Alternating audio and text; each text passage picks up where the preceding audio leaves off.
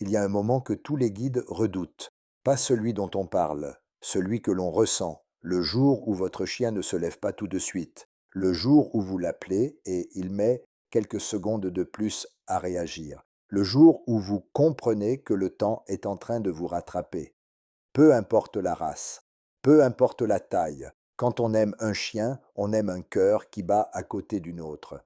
On se souvient du premier jour, cette boule de vie qui a bouleversé la maison, les premières nuits hachées, les premières bêtises, les chaussures mâchées, les rires malgré tout. On se souvient des apprentissages, des assis répétés 100 fois, des aux pieds maladroits, des moments de frustration puis de fierté immense. Un chien nous apprend la patience, la cohérence, la constance, mais surtout, il nous apprend la présence. Combien d'heures passées ensemble, sans même parler, des promenades où le monde semblait plus simple, des retours à la maison où quelqu'un vous attendait vraiment, des soirs difficiles où il posait sa tête sur vos genoux sans poser de questions. Votre chien vous a vu au naturel, sans masque, sans rôle. Il vous a vu pleurer, il vous a vu douter, il restait. Et un jour, c'est à votre tour de rester pour lui.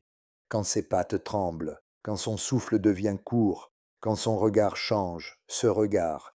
Il ne demande pas qu'on fasse un miracle, il demande qu'on soit là.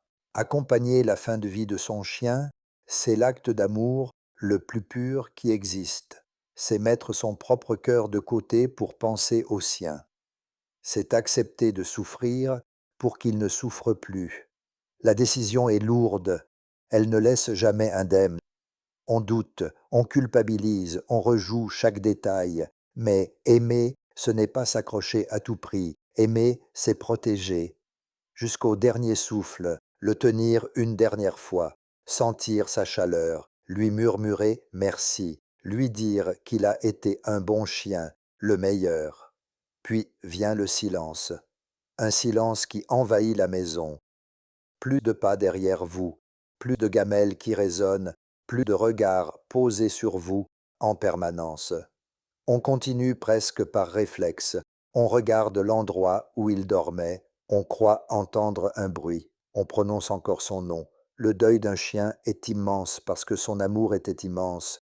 Il ne vous aimait pas pour ce que vous aviez. Il vous aimait pour ce que vous étiez. Et ça, personne ne peut vous l'enlever. Vous avez le droit d'être brisé. Vous avez le droit de pleurer longtemps. Perdre un chien, ce n'est pas juste perdre un animal, c'est perdre une présence constante, un repère, un compagnon de route. Mais souvenez-vous de ceci. Pour lui, sa vie entière, c'était vous. Chaque promenade, chaque caresse, chaque regard partagé, il ne mesure pas sa vie en années, il la mesure en amour reçu, et jusqu'à la fin, vous étiez là.